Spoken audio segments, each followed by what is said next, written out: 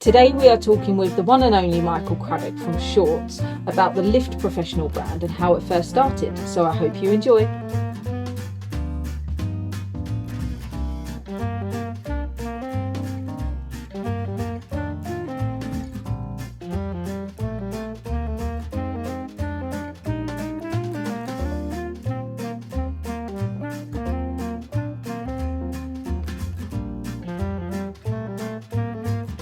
Mr. Craddock, Michael Craddock, the one and only, Yes. Marketing. How are you? I'm very well, thank you. Yeah, good. Yeah, so a long drive. Well, down thank from you for Bradford. coming down. You're welcome. Everyone Thank you for said- inviting me. Oh no, I'm honoured. Get the Lift professional brand out there. Yes. Everyone that I start this podcast with goes, yeah, it was a long drive. And I thought everyone lived in Dartford. No, all the Lift people. No, strange enough, some of us are actually in the north. Some. Yes, some. Not many. Not many. Everyone but on some. season 4, I think, is in the north. So we are going to talk about everything marketing today, Yes. as you are the one and only. You've got that title above your head. No one can see it, but it's marketing. All right, If okay. you walk into a room. There's more than one of us. There's several. But, Well, you do such a great job, which is why I wanted to get you on to Thank talk you. about what your day looks like every day. Yes. So just before we start, if you could just introduce yourself, what is your role in the industry? So my name's Michael Craddock. I am the marketing manager at Shorts Industries Limited, or Shorts Lifts, as some people like to refer to us, or even Shorts. And I see my role as everything from a storyteller trying to take complicated things and making them easy to understand, to an energy provider to try and make some fun and excitement within the industry. And that's randomly given the title of marketing manager, and that's essentially what I see my role is, just to bring a bit of something to the industry that's not necessarily technical. Yeah. Or product based. All that, yeah, all that. So how long have you been in this role and what made you join? Well, it's Shorts. I've been Shorts. It'll be coming up to 11 years. 11? Very short, yes. Wow. 11 years. It'll be mid-October will be 11 years. And been in marketing for most of my life. Studied advertising and media at university and have worked for various roles. And Shorts gave me that opportunity to go from an executive up to a manager, and I've enjoyed it ever since. So they saw something in me, and I saw something in them, which I think is the basis of most relationships. Yeah. And Long-lasting relationships. Yes, well, it can be short-lasting as well. It depends on what they're seeing, yeah. But yes, and that's it. Yeah, 11 years. It's gone very, very quickly. You don't look a day over 25. How's it been 11 years? Yeah, well, would you like? Maybe we should run a competition as to guess my age. Okay. Yeah. Yeah. Does George want to give a go? Go on. Go on. I know I'm coming next. So I've got Mid to late 30s. Ooh, mid to late 30s. Oh, You might know from your mum, but I'm going mid-30s. ooh, we're both wrong. 43. No way. Yes. So I'm very young, fresh-faced. Everyone needs a marketing role. Keeps them young. Wow. Oh, it's getting older. It's definitely getting older. The grey hairs are coming. I can't see him. Not Oh, it's just the light. Yeah, it it's must cute. be the Yeah, light. I asked George to make sure he sorted it out. Airbrush them out. Yeah. So what's been your most successful day so far? Well, how do you measure success? I think it's personal. So Yeah. I mean, there's different successful days for different reasons. We've obviously very recently launched a new product line for us, Lift Professional, or brand, not really a product line. That's been a lot of hard work, and it's basically based on a concept of my creation. So the fact that that's over the line and in the wild, as it were, is a great element of joy for me and success. Other aspects include where we've taken certain things that we've done as a company. A lot of you might not recognise me, but you've probably seen me, but usually dressed in a Santa suit with a beard and a hat. So obviously annually we ran our Find Santa competition, which started off with roughly about 400 people playing, and now we're up to about 1,500 people playing every year. To still start with 400, that is a huge amount. I think so. Yeah. Yeah? I mean, it's not complicated. It was the idea was that we had a new website, and Shorts were very keen to make sure people understood everything that they do as a business. They're not just BKG lifts, but there's the spare parts, there's the components division with DMG, and it's just to ensure that people had that knowledge of everything that we do. So the idea was we hid a Santa Claus on the website, and you tried to find him. We gave out prizes, hopefully well received, and it's just grown and grown in popularity. Our account managers often feedback to me that it's definitely a well received event. Well, no one does it. You're known for that. Like you do. Yeah, Well. there's copying going on. Oh, is there? Yeah, but Sneaking in? yeah, it happens. You know, if you see a good thing, you'll copy it. And but yeah, it's a great success for us. And one of the fundamental cause to it, and anyone that I've spoken to about it before, is it's a bit of fun. And if you can't have a bit of fun at Christmas, when can you? So you send out 1,500 advent calendars. Yeah. So when do you start sending them out? Like now, right? Sure. Not just now. I know I've just had an email this morning of delivery of some calendars, and I don't know whether that's next year's calendars or the advent calendars, but we will usually start around early November in terms of starting to actively promote it and push it out, so we can get them out. Royal Mail lets us down on a few occasions where calendars go missing, but we think the majority get there. Yeah. Do you know what you need to do next? Is hand deliver them yourself in those Santa suits. Well, that's an interesting concept. Hope the local. Not sure if I'd be like wanting You to could travel the UK in that Santa suit and just go and deliver them. Yeah, driving could be an issue with that. You can't drive in that now. No. It's a bit. You can get an elf to drive you around, no? Possibly, yes. Yes. Yeah. Oh, there is a Santa setting on the car, which my daughter very much enjoys. So maybe we should do that. Sorry, a Santa setting on the car. Yeah. If you say ho ho ho to the voice control, it changes everything to Santa and plays some Santa music. It's a Tesla. It is. Only going to be a Tesla. Wow, I didn't know that. Yes. So 2 very successful days, and I think let's move into more of the lift professional side because I'm really excited. You've got your t-shirt on, yes. We've got all the merch Shameless here, product placement, which is fantastic. I'm really excited to talk about that. So let's move into marketing. How do you promote something that is a necessity rather than a choice? Target Lifts are proud to sponsor the Stuck in a Lift podcast in partnership with Blacks Productions, offering fantastic job opportunities with full training and support to build a career in the lift industry. Target Lifts are always aiming higher. Well, it's to try and for me, it's trying to look behind. It's not if it's a necessity, the decision has already been made to buy. It's just why buy it from you, and you know. As a company, we think we add a lot of value to the products that we do provide, whether people see that as a necessity or not. And it's just to try and reinforce and showcase and highlight the added value that a company, doesn't have to be Shorts, but any company brings into the role. Doesn't have to be lift related. It could be your latest iPhone. You know, why do you get your Apple iPhone from Apple, or why do you get it from Currys? There is some added value to those companies that draw you in that particular direction, and that's what we aim to do at Shorts. Don't get it right all the time. It's a very technical industry, as you will well know, and you do get sucked down that path of going, you know, well it does A and it does B and it does C, and I've made the decision, so why don't you make the same decision as I have? And it's just to try and kind of pull away and just kind of, like I say, really promote the added value that the company brings. And that's obviously one of the things that I saw in Shorts. Is Shorts, when I started 11 years ago, people knew the name. I didn't, even though they were only actually 300 yards down the road from my other employer. Oh yeah, it was really nice. It was really nice interview. I literally had to kind of drive out of my current employer, 300 yards down the road, and went for an interview. So yeah, it was something. Well, Shorts had a name, but I think it lacked an identity. Right.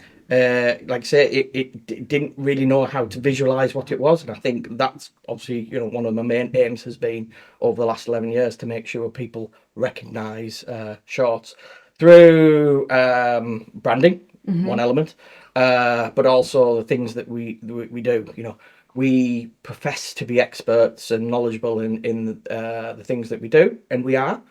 Well, let's demonstrate it. Let's show the people everything. So every touch point within shorts, I want to get to that point where people have that confidence in to know that actually we do what we say we're going to do. We don't get it right every time. No company gets it right every time. No, it's impossible. But the key is for us, we always try and learn and make sure we don't make the mistake again. How do you tailor for different customers It's with the same product? Yeah, it's understanding your customers, and that's a big challenge, especially for me. I'm not particularly one-on-one with customers. I very rarely get out. They lock me in a room, to be fair. No, it's a very nice room. It's fine.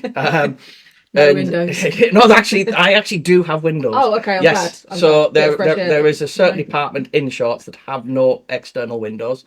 So Pete Burfitt, very sorry, bit mentioned to you there. So it is actually a very nice room, and I forgot the question now. How do you tailor to individual customers? Tailor to individual customers is getting to know them. We're very keen to kind of, like I say, properly understand our customers and learn from it. And obviously we have to record that. So we record it, obviously, like most companies do, in a CRM system. And what we hope to do with that is kind of just understand what the right message is for the right person, because that's the ultimate aim of marketing. It's not a secret, but to get the right message to the right person at the right time. You can get two of those things right, or you get one. So it doesn't really necessarily guarantee success. But if you get all three right, you should be golden. I just find that amusing with people talk about cookies and whatnot. And it's like, oh, I don't want them tracking. It's like, at the end of the day, you are going to be advertised that. It's the world we live in. So you've got two options to get an advert of something that absolutely has no interest to you whatsoever, or something that actually might be of interest. Which is what you want. So if you're looking for a holiday, do you want an advert for a sofa, or do you want an advert for the latest deal to Italy for 2 weeks? I think I'd go for the latter rather than the former. Yeah. So yeah, that's ultimately the key. Not that we do that. Very advanced. Not that we do that. But yeah, we try to do it in other methods. Do you find that you have a big range of customers and you have to change it constantly, or do you feel like you've got like individual groups? I mean, to do it to the kind of micro level is difficult, and it takes a lot of resources. We're not there yet. We very much try to kind of group people together. Okay. As the industry knows, there's multinational companies, there's national companies, and there are smaller individual unit customers, and there's even one man bands, one person bands, as we should say. We do try and tailor our language, but then this is something that we try to do with Lift Professional. Although I describe it as a brand, because I'm a marketing manager, that's how I'm going to describe it. It's actually also a community, and I think the language just kind of crosses over various spectrums by kind of talking in that manner. Because at the end of the day, we're all in the lift industry, and for me, if you're working for a lift company, I don't overly care if you're the administrator, if you're the owner of the company. I will see you as a lift professional, because I think because we're all proud of what we do. Yeah. And this is kind of like the substance of the brand a little bit. Brings it in. Come on, let's talk about it. All right. Yes. Lift Professionals. How did this begin, and where's it going? What's the plan? There's various elements to its inception. It doesn't involve sleep or putting a memory in me like the movie, or maybe it did. Oh. Love you, Leo. So obviously the lift industry to me is something what I've identified. It's a very generational industry. You'll find that there's sometimes mothers and daughters that work in the same industry, and you get that with obviously fathers and sons, fathers and daughters, mothers. It is that type of industry. So there was that element to it, and then the next thing was COVID. So COVID obviously happened, and no one knew what we were doing. If you turn around and tell me that you knew what you were doing, then I'll tell you you're a liar. No one knew. What I could see was an industry that was kind of not struggling as such, but felt a little bit lost because they weren't identified as being an essential workforce or a key industry, even though we knew that we were. Shorts. We furloughed about a third of our team, another third worked from home, and another third worked socially distant in the offices. Because we were kind of at the very beginning, we were like, what if hospitals need lifts to move patients up and down and they're not working? How does this, even though we've not been identified by the government as being a key industry, we very much are. Now, because we had that lack of direction from government, what I saw is the industry support itself. And the industry just kind of communicated with itself and just, well, we're going to get through this, we're going to get through it together. And it was that little element of community which really born the seed of Lift Professional. The people that take pride in their everyday work. One of the things that we use to communicate the whole concept of the brand is during your normal day, the general members of the public won't really appreciate the lift. They only notice it when it doesn't work. Mm-hmm. Yeah. But we actually know that it doesn't work a very small fraction of the time. And the majority of the time, it's working perfectly fine. And that's where Lift Professional jumps in, is we appreciate the time, effort that's gone into keeping that lift running.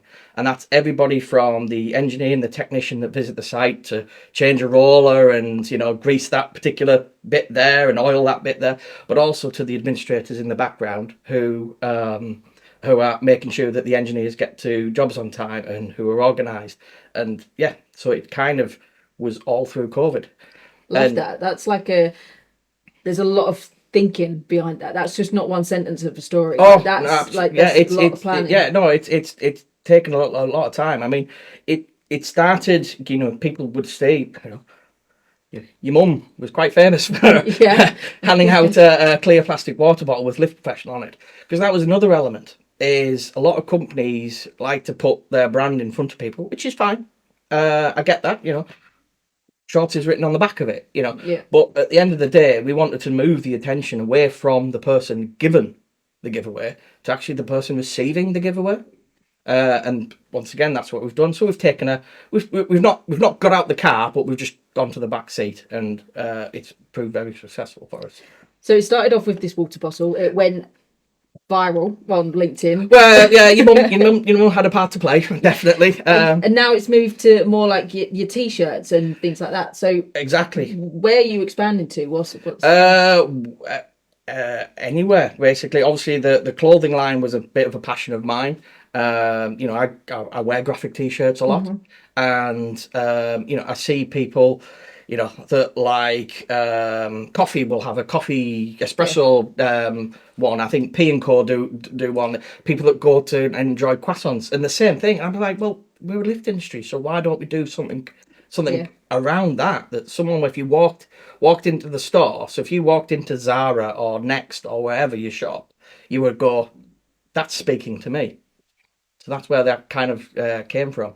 And we've worked with a designer that's kind of helped us visualize what our ideas were. So obviously at the moment we've kind of got, for the t-shirts anyway, two designs. One design is a warrior, and he's there with his sword and his treasure, and he's waiting to go on his next adventure. This is someone that goes on adventures all the time, and his next adventure, in order to get him there, he needs to press and wait for the lift, which is very much a metaphor for what everyone else does in the real world. To get to their office, to get to their flat, to get to their favourite restaurant on the top of whatever building in London.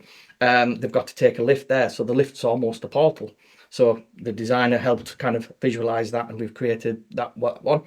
And the second one is very much based on the Greek myth of Sisyphus. Hopefully I've said that right.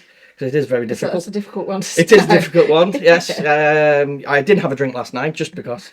And this is obviously the myth of Sisyphus having to push up a rock or a boulder up a mountain. But in the world where a lift professional exists, lifts are used to carry those heavy weights much easier and better and quicker than an individual person. So we've played on that. Instead of a mountain, it's a set of stairs, and the person that enjoys the benefits of the lift professional is in the background shipping champagne with a crown with this boulder in the back going straight up. Genius. So it's just a little bit of fun. You see lifts in movies all the time. They're obviously a great element to a scene, and it's where we take it with the graphics. I really do not know. I'm very excited to find out, because the idea behind it is, when we've done Lift Professional for shorts, it's always been with shorts as branding. Mm-hmm. Lift Professional is beyond that. So the colour doesn't matter, style doesn't overly matter.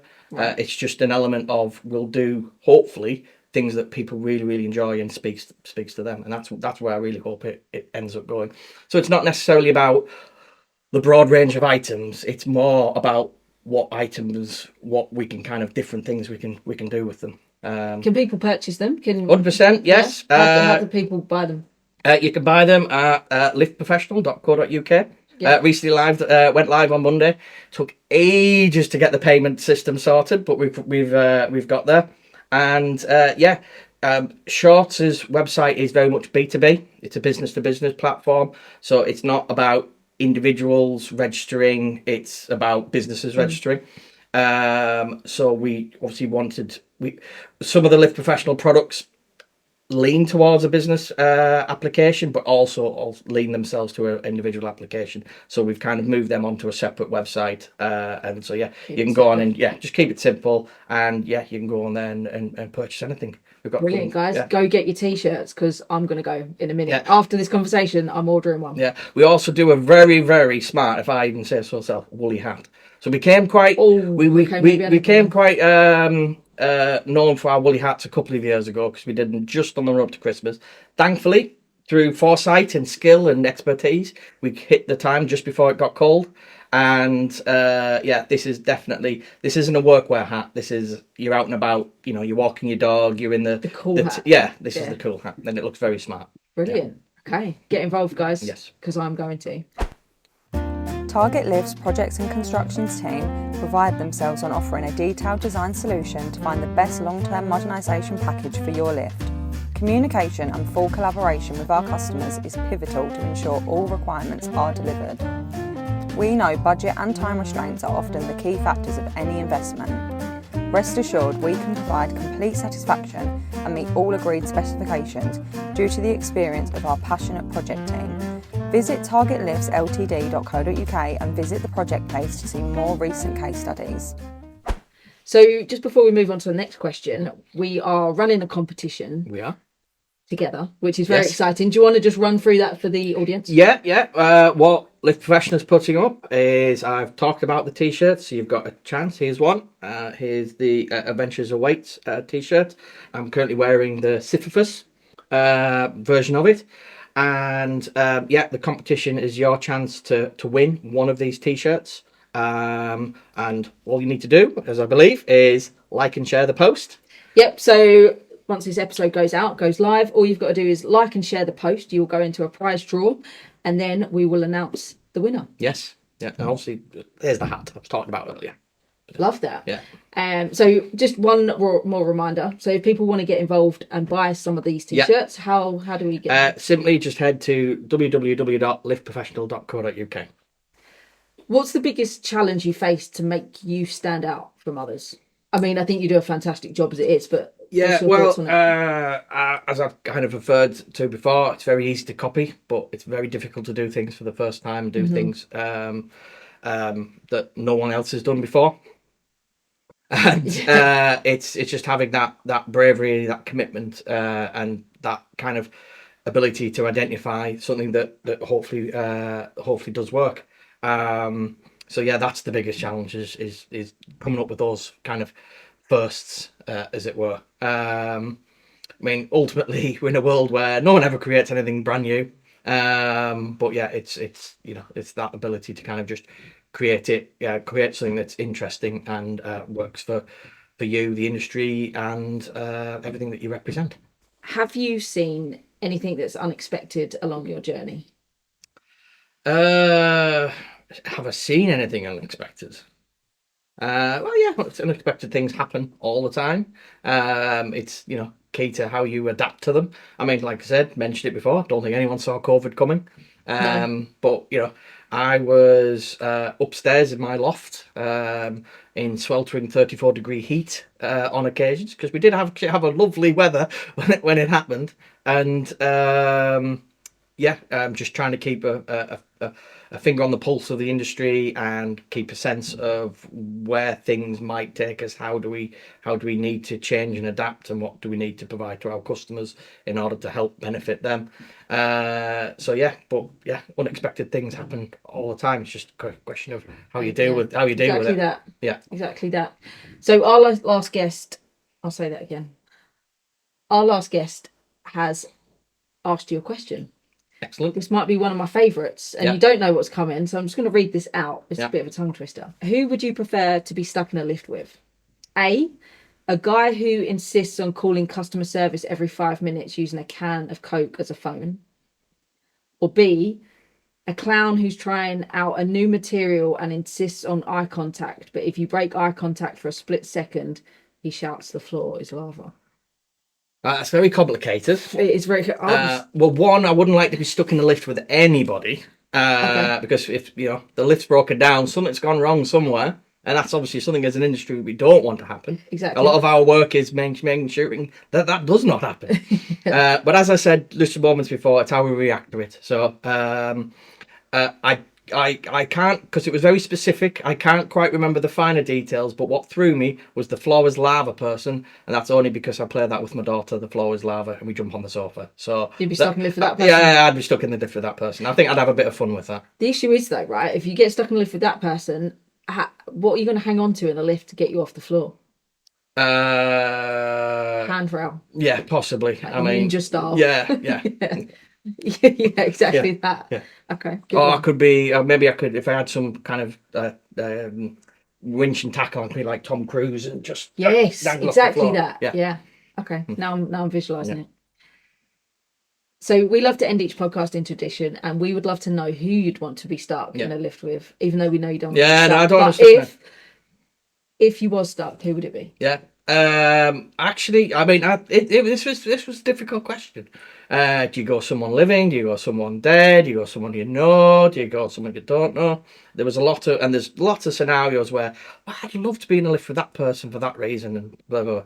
But one thing that stood out, and this happens, I'd say yearly, not every week or every month, but certainly happens that this message comes around on whatever social media platform you're on about a celebrity that kind of like who's gone that you would most like to admit. And I've always said the same person, Robin Williams. It's a good one. Yeah. It's a good one. I was a big fan of Mork and Mindy as a kid. I love him as the genie in Disney's Aladdin. Obviously the other great kind of more serious pieces that he does, but he just seemed to be like the life and soul of everything that he was in, and kind of knowing the stuff that he did with when Christopher Reeves had his accident and how he helped his family, and then obviously the stuff's come out with he's helped Sharon Osbourne when she got a cancer diagnosis. Did he? I didn't Yes, know that. Apparently. I mean, I wasn't there. Maybe you didn't. It's all a lie. But no, he just seemed to be a really interesting gentleman to be around, and obviously, a life and soul. And it very much seemed to be his heart was in the right place. And the documentary on his demise is actually, I think it's on Prime Video. Very interesting and very sad to watch. Oh, okay. Yeah. So understanding what his final days were actually like and the illness that he was actually going through. He was so talented as an actor. Oh, immensely so. I mean, don't get me wrong, he did some rubbish, absolute bicentennial. I think he learned from all of that. Possibly. But yeah, Mrs. Doubtfire is... that is my favourite, all-time favourite. Yeah. So it'd be him. I think we'd be well entertained between the two of us. I might join you Yes. in that stuff. Excellent. Moment. Yeah. Yeah. I'll have a chat with you. No problem. Well. Michael, thank you so much for joining me. Thank you very much for having me. Lift today. It's been great. Cheers. Thank you. The lift industry. What made you join? I think I actually fell into it. I've done No, you know what? It was a practice one, but no, I'm joking. No, one of my colleagues that brought me into recruitment, he was naturally doing the lift industry. Okay. And then he was on holiday, so I was like, okay, I'll go into the lift industry for a little bit, see how I find it. But ever since I've never stopped looking back. I learned that if you're not sure if that's like they've got an AI face over them, if you ask them to put their hand in front of their face, AI can't do that, and that's the only way you know if that person's real or not. So that's the test. I've had a situation where I've called someone to tell them you got the job, and they shouted, on the radio when they do like the winners, and they have to shout something on the phone. I can't remember what they say now. Is I want to be a winner or something like that. I've had that before. I was like, look, you've not won the radio station, but you've got the job. But I know they probably were disappointed at the time, but then again, they was quite amused. We are sure you enjoyed this episode of Stuck in a Lift. Did you know that 3 Target Lift employees have already taken part in this amazing podcast? Listen back to Season 1 to hear Georgia Shepherd, and Season 2 has both Danny Keefe and the finger pointer himself, our director Danny Garraway. Be sure to give them a listen. Target Lifts, always aiming higher.